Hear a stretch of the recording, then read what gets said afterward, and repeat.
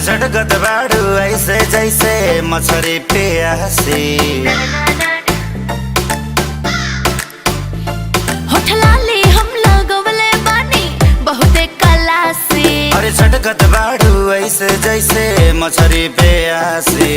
छनकता छागल हमर किसिया बादल उठवा लागेला सरसों के साग। ऐसे जे न खड़ा देखइबू का लागी जाई सावन में आग। हाँ लागी जाई सावन में आग, लागी जाई सावन में आग।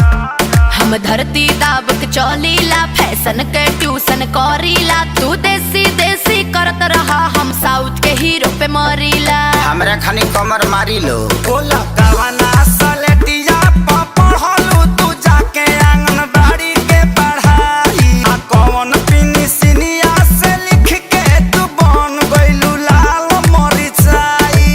कजरा हमरे अखिया के बाती न लखिया गाल हटे हमर गेंदा गुलाब। ऐसे जे न खड़ा देखइबू हाँ लागी जाई सावन में आग। हाँ लागी जाई सावन में आग, लागी जाई सावन में आग।